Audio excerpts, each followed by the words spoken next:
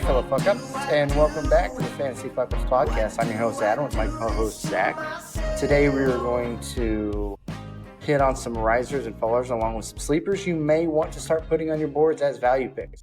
But first, I'm going to kick it over to Zach to start us off with some fantasy relevant news.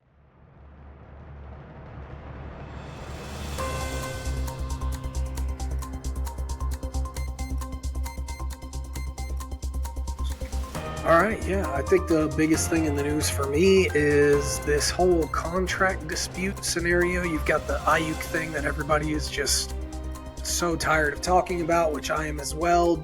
I kind of think he's just going to end up being a 49er at this point. We got 2 weeks to the season. No, I agree. I think he's going to be a 49er. I've been saying that for about a week and a half. And people are like, really? You think he's going to stick there? Yeah, I do. I mean, he turned down a huge contract from the Patriots already. Yeah. He wants to play somewhere where they're good.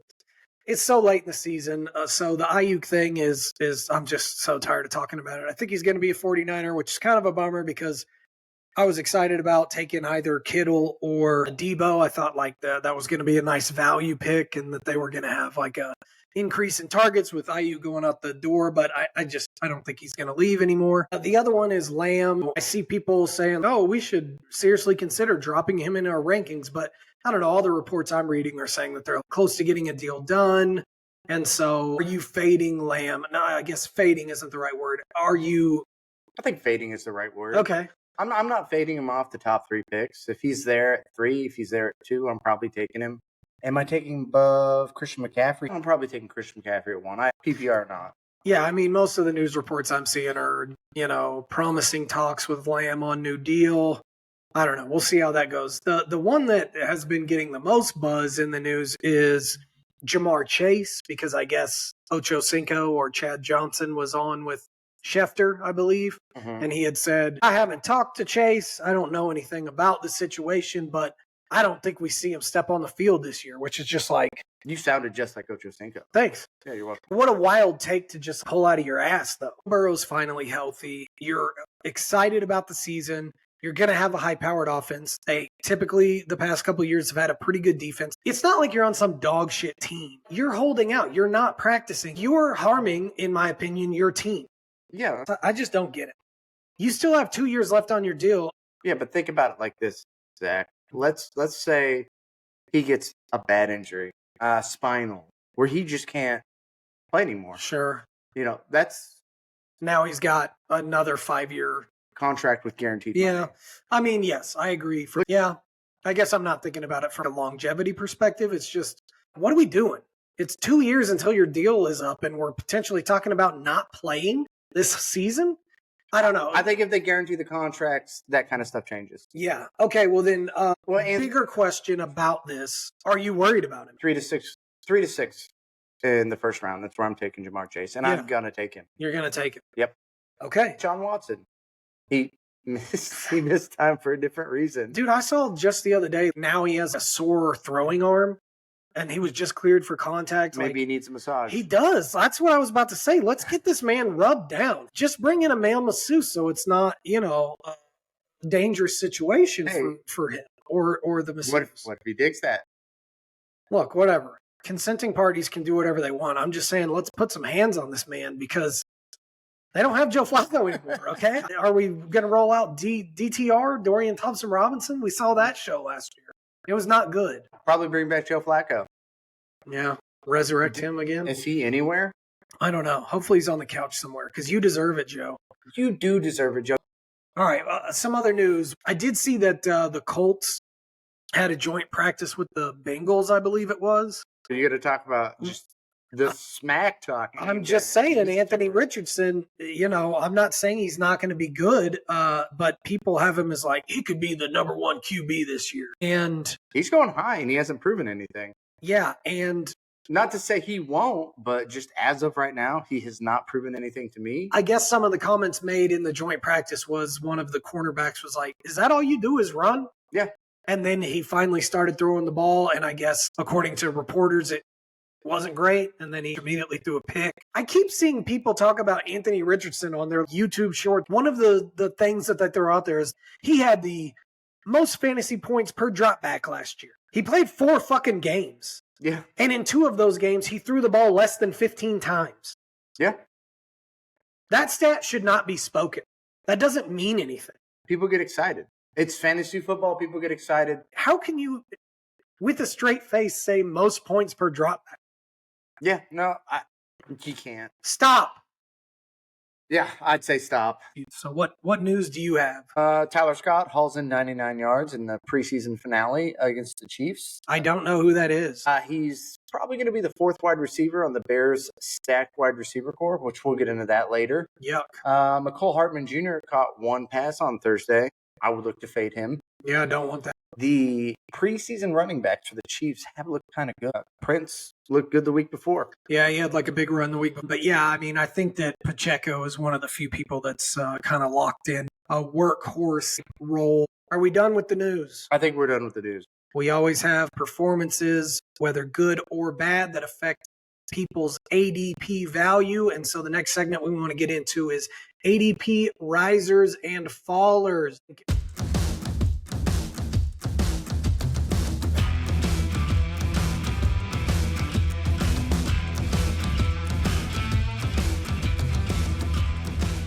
Adam is going to handle the risers, and I'm going to handle the fallers. The number 1 mover is Cooper Kupp. He has an increase in ADP at 19.6%. So according to the data in front of me, I have him moving from the 46th drafted spot to the 37th. So what do you think that's based on? I think that's based on the fact that he's Cooper Kupp. He's healthy. He's Cooper Kupp. I don't think that changes. That changes Puka Nacua. I think it changes. Well, he's on my list, so we'll get to that. Okay. Second, James Conner moving up 10 spots from 71 to 61. Chuba Hubbard, Rashee Rice, Josh Palmer, Jalen Warren. They're all rising up the board right now. I like Chuba Hubbard. I was going to say that. Yeah, you were kind of high on him. I wouldn't say high. Well, you like were just, I think you had him as like a late, like kind of a sleeper. Okay, Javonte Williams rising up the board. Brandon Cooks, wide receiver, Dallas. I think that may have something to do with CeeDee Lamb's contract dispute. Yeah, again, I still think that gets worked out. And Cooks was decent last year, but man, what is he rising to? Just to give context to that. Brandon Cooks going from 161 to 146. I think there's some value there. I mean, yeah, if you're talking about him going that late in drafts, sure. Yeah. If you want to take a shot at the end of your draft on Brandon Cooks, do it. But beyond that, I see a bunch of players that just, seem to be. Are you scared of any of these risers? Are you Adam Thielen? Well, yeah. He's old. I don't want Tyler Algier. He has Bijan Robinson in front of him. He's on the riser? Tyler Algier is going from 166 to 152. And I know that's late in this. Super late. But Bijan's there. Yeah, but that is being a split backfield. Right. That's stemming from the fact that the coach has come out and said, like, he's going to be very involved. All right. Are you done with your risers list, or is there another name that you have that you're interested in? Rico Dowdle's on there, but I'll cover that during our sleeper bust. Like, from a talent perspective, I think Rico should get more touches. I just don't know that in the Jerry world, in the Jerry universe, where he's so involved, he's got his guys, he likes Zeke. I just am worried that regardless of what people's eyes are telling them, it's just going to continue to be Zeke. Okay, ADP fallers. I've got the list in front of me. Okay. Who do you think is number 1 on ADP fallers? Probably one of those wide receivers. It's Puka. Puka. Number 1. That's kind of funny that he's number 1, considering Cooper Kupp was number 1 on my list as riser. Agreed. According to this, he's fallen from averaging to be pick 10 back in July to now 14. So, yeah, that's not that far of a drop, but agreed. The number 2 biggest faller is Kendre Miller. Who? Yeah, the backup running back for the Saints, who a lot of people were excited about last year, got injured. He's already injured again this year, and then the coach came out, didn't have great things to say about it. Yeah, I don't know how to evaluate him as a talent. I don't see him on the field. Yeah. So not only does he have injury woes to deal with, but apparently he has a coach that does not believe in him. Sam Laporta is number 3, falling from pick 21 to 26. Not a big fall, but, you know, Sam Laporta is not someone I have been taking. But picking him in the 2nd, 3rd round, that just feels like. Unless you have a half-point premium on tight ends, I just don't see it. And he wasn't even the highest pass-catching tight end last year. That was Evan Ingram. Yeah. So Jordan Addison is number 4 on this list. He's fallen from 81 to 99. Brandon Ayuk has fallen from averaging in July pick 28 to now 33. Again, that's just because where is he going to be? How long is it going to take him if he gets traded to get integrated into the offense? Like, I'm so tired of talking about Brandon Ayuk. Like, just figure your shit out, people. Yeah. Okay, drafts are this weekend for a lot of people. Let's get some stuff rolling here.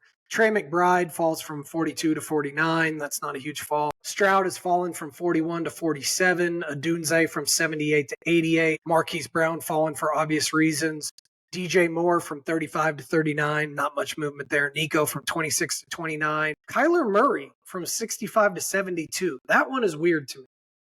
Yeah. If anything, I would expect to see him rise. Do you think that has more to do with the fact that you've seen really good things from your Caleb Williams, from Jaden Daniels, and now those guys are rising? It could be, and people might be taking preseason into account and how good the rookie quarterbacks have looked, or maybe the Call of Duty release date has been pushed out, and they now know that he's going to be bad after this date.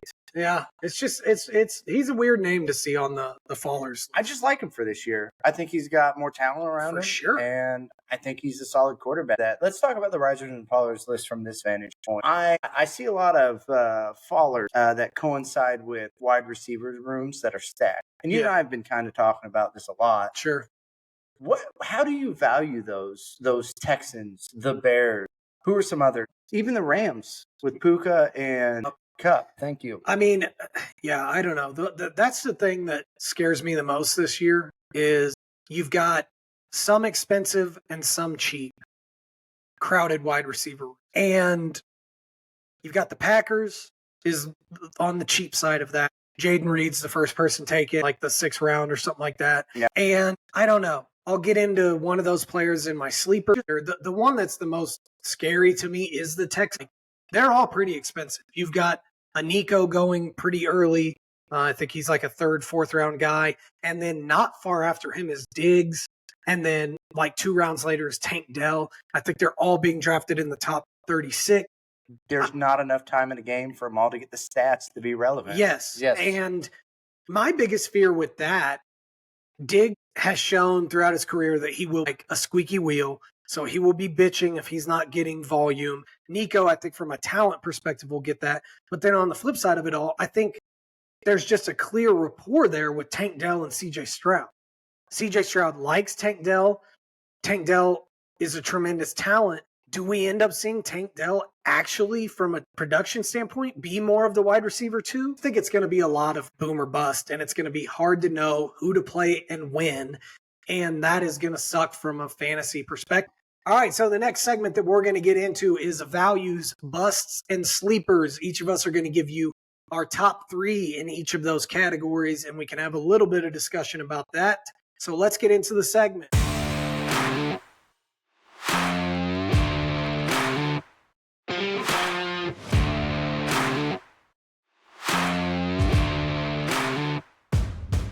Okay.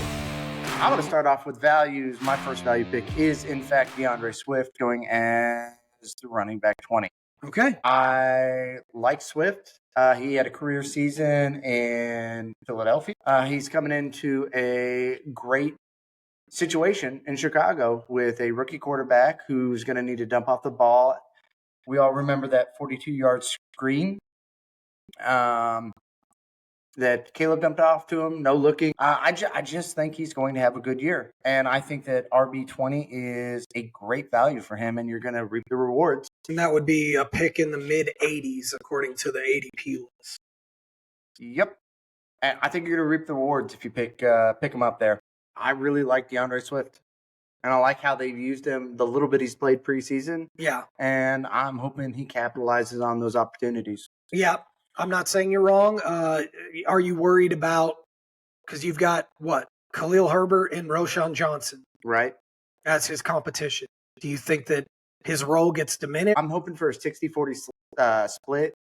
DeAndre Swift getting the lion's share of that, and that he capitalizes on it. Okay. That was your first value pick. What is your next one? Rico Dowdle We already touched on him a little bit. Okay. I like Rico Dowdle. He's got a lot of talent. I think the wheels have fallen off of Zeke, and he's going back as your running back 44. I think if you can get him late in the draft, he's going to be a value pick later in the year. I don't think he starts off hot, just getting a bunch of carries.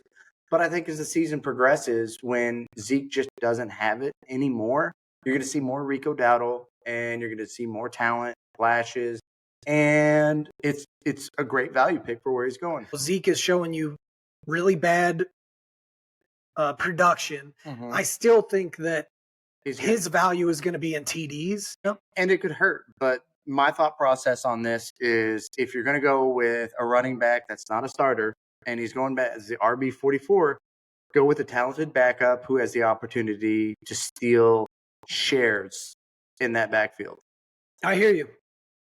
And then I'm going to move on because I know we've discussed Rico Dowdle quite a bit to Cooper Kupp. He's a value pick for me at wide receiver 18 right now. Even with his ADP move. Yeah, 46 to 37. So do you still see him being a value at pick 37 as opposed to 46? Yes, I do. I do too. I don't know where that changes as far as where he's being taken as the wide receivers come off the board because, like I said, wide receiver 18, according to the data I have in front of me. Yeah. If you're taking him at wide receiver 18, you're getting a great value, and you are going to reap the rewards in the season on the condition that he stays healthy. Yeah. That is my values list. On to you, Zach. All right, moving on to my values. The top person on my values list is Brian Robinson. I think he's a great value based on where he's going. He's the running back out of the Washington Commanders. He is going to be competing with Eckler, but we saw Eckler last year, and that was bad. It wasn't good. I think in the fantasy world that we get hung up on past production, and Austin Eckler is one of those players that fall into that category. The fall off of Todd Gurley, the fall off of Dalvin Cook. I mean, the fall off of Austin Eckler last year. Adrian Peterson. People still tried to get those guys based on what they had done previous in their career. So if you're getting somebody as the RB 32 that conceivably will finish 20 spots potentially better than that, I think that's a great value. I think it's a great value unless Austin Eckler finds the fountain of life and gets some of that youth back that he lost last season. I think that's a great value. My second value is James Cook. On Fantasy Pros projections and Vegas totals, he is projected to finish in the 6 to 10 range. Okay, so again, just talking about, you're talking about the floor of that being 4 spots higher in the finish based on where he was drafted, and the upside of that is potentially 8 spots higher in terms of value from that position. Cook is a favorite target of mine. All right, my final value pick. I have 2 here, which I know is kind of cheating. I'm supposed to only have 3, but I decided to pencil in T. Higgins only because of the Jamar Chase potential season holdout, which I'm not totally buying in on that he's not going to hold out, that he's not going to play. But I'm just saying, if there's a world where he does, and T. Higgins is the number 1 pass catcher on the team because Jamar Chase is not there, you're going to win your league. Yeah, I mean, let me rephrase. It's a league winner type of situation for somebody. I don't think that's necessarily going to lead you to win your league. A lot of things have to happen, and you have to draft well. But I think if Jamar Chase isn't there, T. Higgins is his fantasy value is going to skyrocket. The other person that I was going to talk about is Rashee Rice. Again, he might be rising more. He wasn't on your ADP risers list.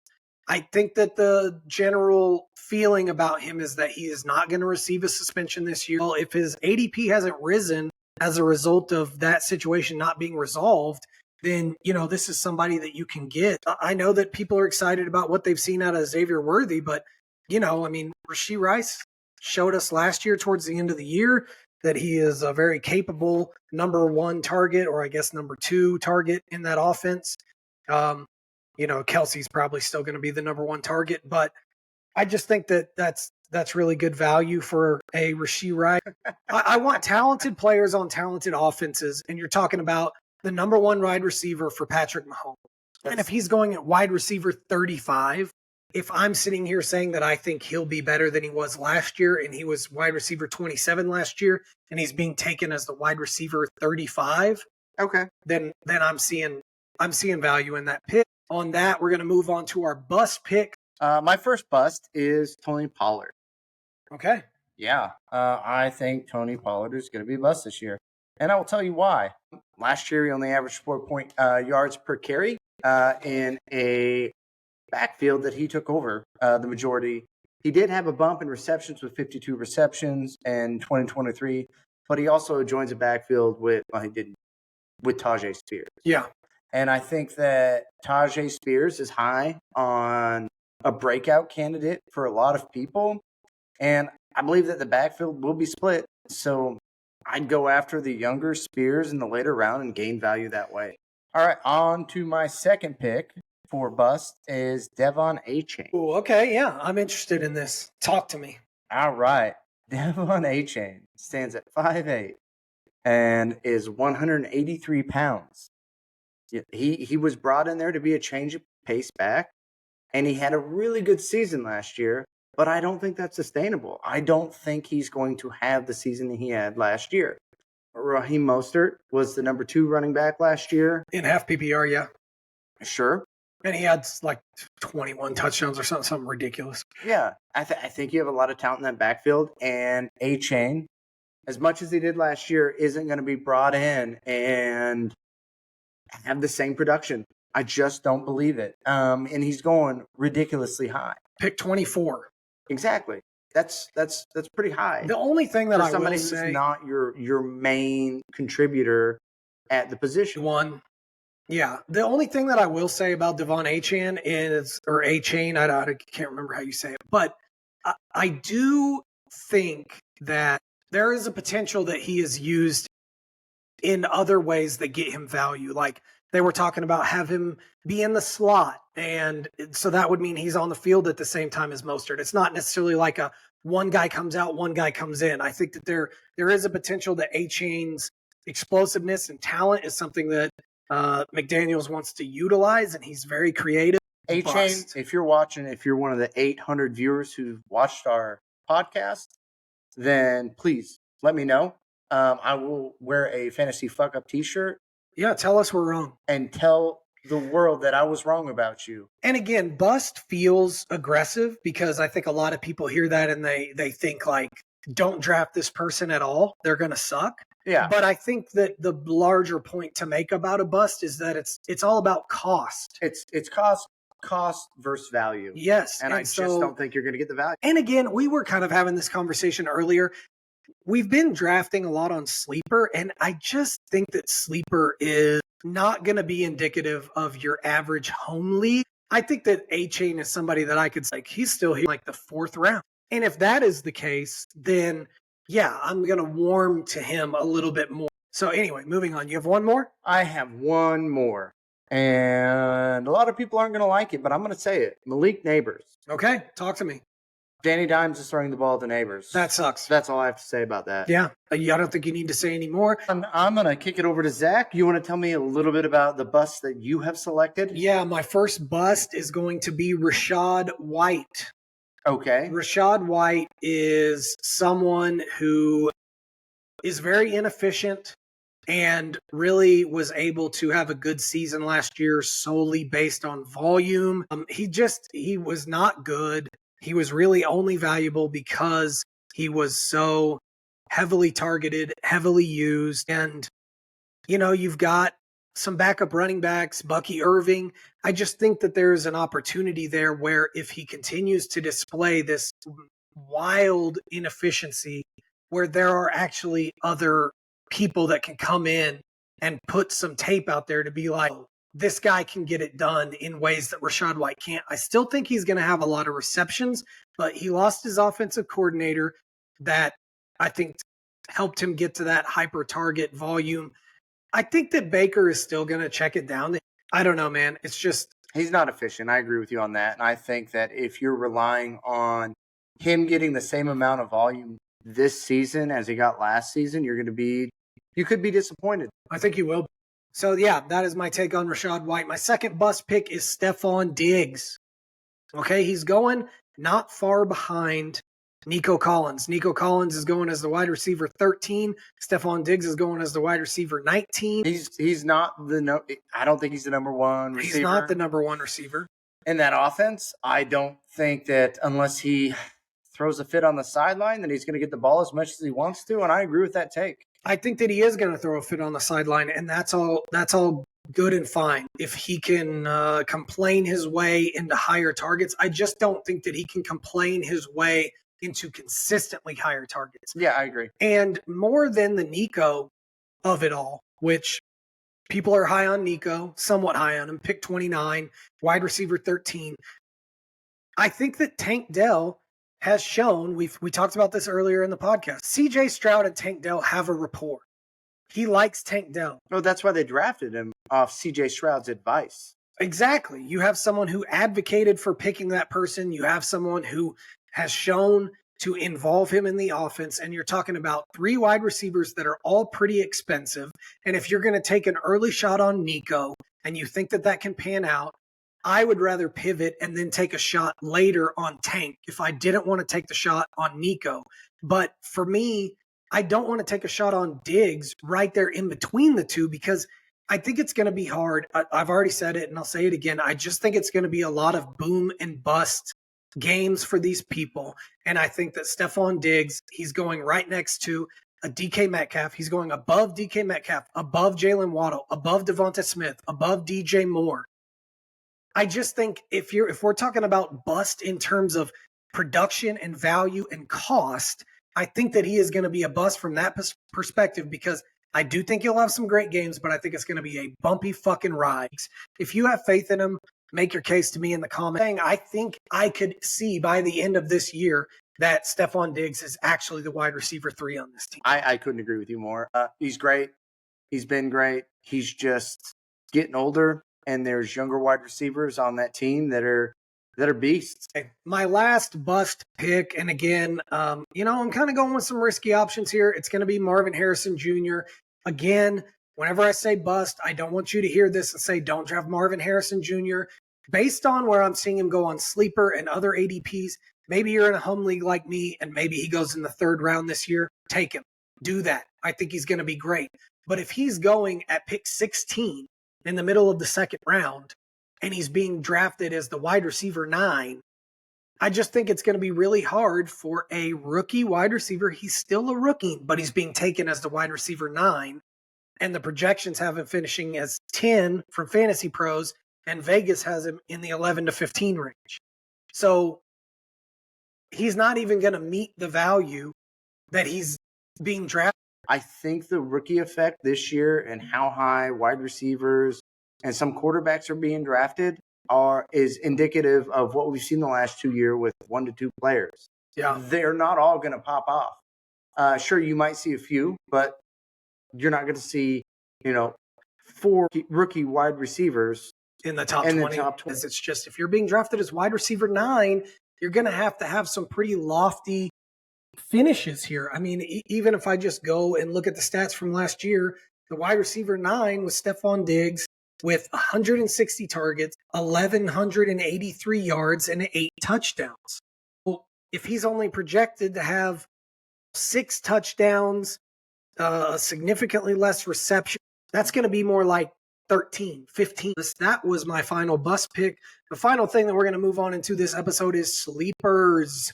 Okay, Adam, hit me with your sleepers. Okay, my first sleeper is Jerome Ford. I think where he's going in the drafts is not indicative of his value.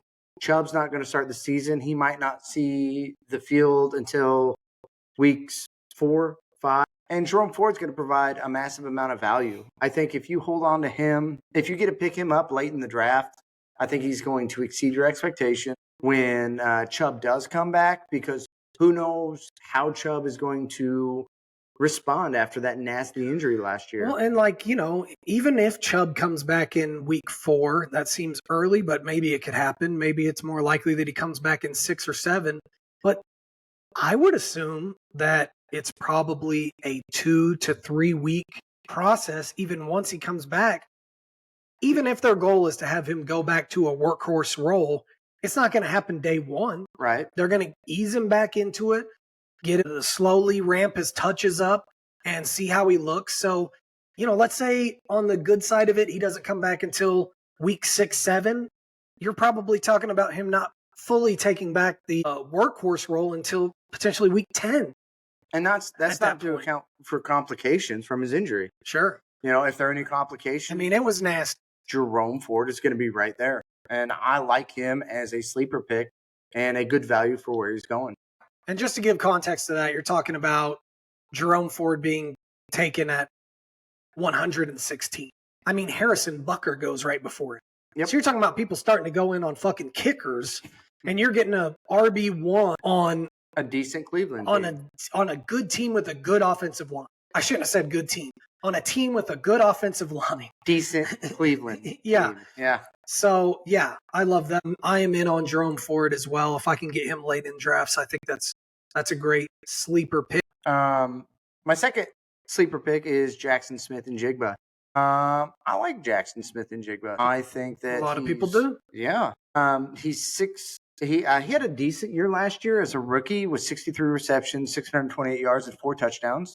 I expect him to flourish in a new offense and eventually overtake Tyler Lockett, who's entering his age 32 year. He's 32 years old. He's aged 32 years old. He's been on this earth for 32 years. We get it. He is a solid talent, and just to give context to that, he is going at pick 101, 104. Yeah, in that range. So you're talking about a 10th round. I think that's 11th round. Oh, excuse me, 11th. Yep, I'm going to go into my third sleeper pick, and my third sleeper pick is, in fact, Deontay Johnson. I expect Bryce to be better in his sophomore season, and the rumor out of camp is that there's a connection brewing between the two. Good. And if there's a connection with your quarterback, you're going to see a lot of looks. Wide receiver 37, going at pick 87. So you're talking about a 9th round guy, late 9th round, depending on how many people are in your league. Wide receiver 37. Yeah, I don't think that Carolina is going to blow the doors or the roof off the fantasy football season. Breaking news. Oh, breaking news that they're not going. Okay. They're not going to be good. Yeah, they're not going to be good, but they're going to be good enough to get you some solid fantasy value. Look at Adam Thielen last year. That Thielen finished last year as the wide receiver 17. I understand you've got the Xavier Legette. Thielen is still there. So it's not like Deontay's the only person to throw it to, but Bryce Young produced a top 20 wide receiver while looking like absolute garbage. Yep. All right. Moving on to my sleepers. The first person on my sleeper list is Dontavian Wicks, wide receiver 64, pick 174, not even being drafted. He's off the board. We know the least about the Green Bay wide receiving in terms of like who's going to be wide receiver 1. Is it going to be Christian Watson? Is it going to be Jaden Reed? You've got Romeo Doubs out there. Okay, so the quarterback is Jordan Love. I'm not scouring the internet for Jordan Love comments every day, so forgive me. Maybe he said a lot of glowing things about a lot of people, but the only one that I know that he has commented on is Dontavian Wicks. He said he's going to have a monster season. He's going to surprise a lot of people. He's going to be awesome. So if I have a crowded wide receiver room where I don't know who to take from it, and I can get someone for free, I don't even have to draft them, that the quarterback is high on. Mm-hmm. And the only thing to note that I have seen from Green Bay that made it on my radar from their preseason games is Jordan Love bombing a pass to Dontavian Wicks and him scoring a touchdown. That makes me want to throw a dart at Wicks. He's averaging 65 yards a catch this preseason with 1 catch. Yeah, I mean that's and 1 touchdown. I mean that's a pretty good fantasy stat. Pretty good. If he can average that on every catch, 1 catch, 1 touchdown. That's a league winner, right? I mean, come on, wide receiver 1 guy. Right. Who's third sleeper? My bad. Josh Palmer's the last one. Does anyone care more about that? Is that better? I like Josh Palmer. I like Josh Palmer. Has looked decent in the past couple of years, and that wide receiver room has taken a hit. Yeah, and I mean, Ladd McConkey is the one that's being drafted as though he's going to be the wide receiver 1. I'm not saying I don't like Ladd. That could certainly be the case, but Justin Herbert has to throw to somebody. And he has experience with Josh Palmer. I think that Palmer's never really gotten the opportunity, but he is someone that I am happy to throw a dart at because, again, pick 153. 16th round. Yeah. Okay. So you're talking about somebody that you're just grabbing at the very end. For all we know, could be the number one target for Justin Herbert, who, although it's been maybe not what people hoped it would be for Herbert, I think we think he's a good quarterback. Yeah, I agree. I think he's a top 10 quarterback.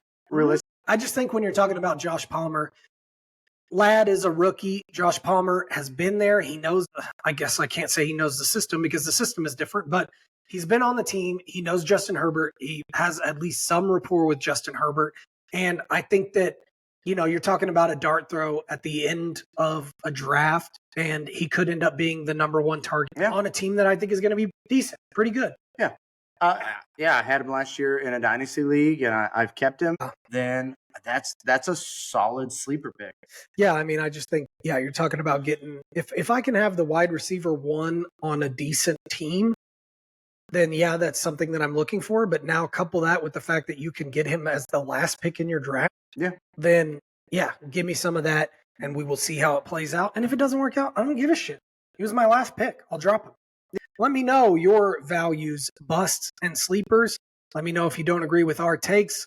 I want to talk to you guys. I want you guys involved in the show. We're still trying to figure this thing out. We're just doing this for fun, but it's still nice to have, engagement with people. I want it to be something that people enjoy watching, enjoy interacting with, because, we're trying to bring a little bit something different to the podcast landscape that is fantasy football. Some would say demure.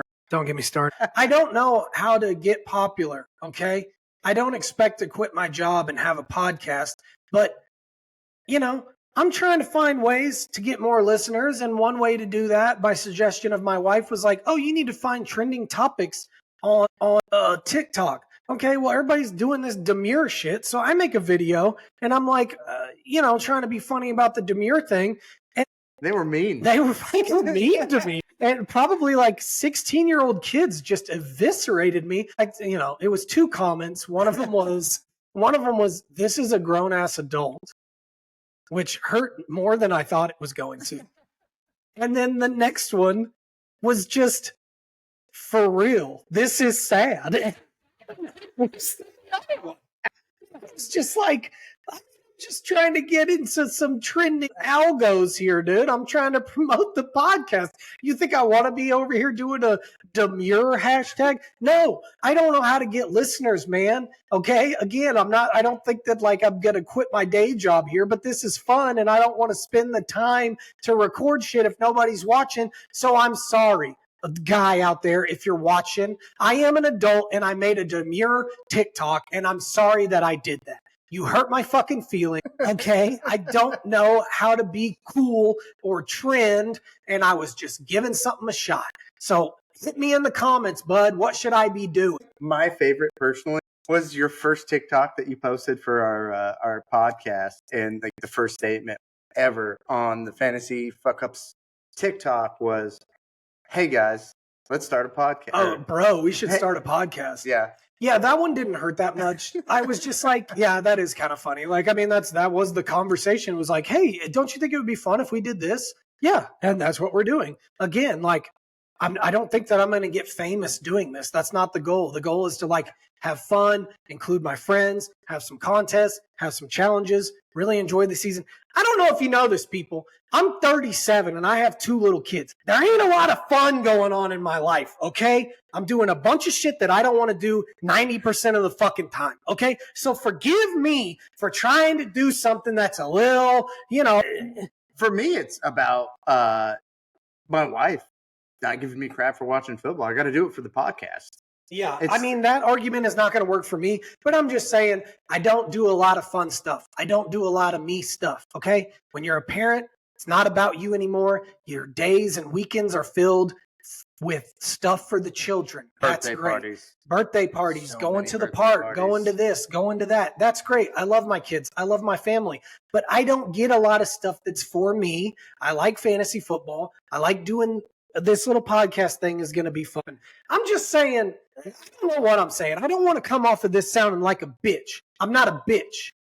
I'm a grown-ass man. The guy said so himself. I'm a grown-ass adult.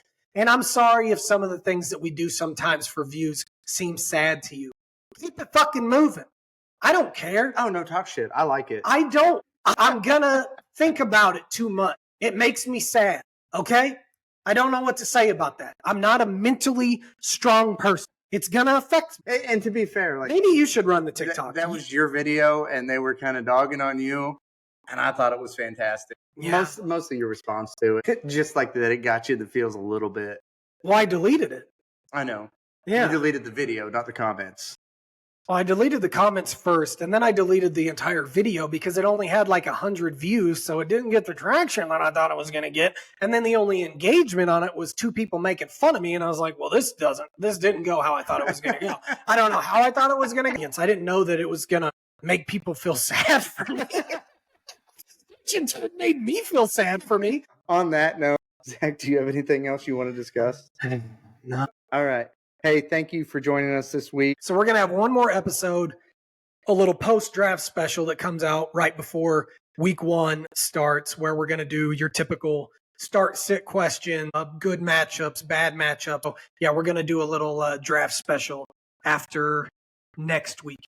Correct. And then look for the way this podcast is presented to change during the season, because we're going to have some really fun segments. We're going to watch some football together while we're doing our podcast and really go into who are the biggest fuck ups of the season. Like, it might be me with my take on A-Chain. Sure.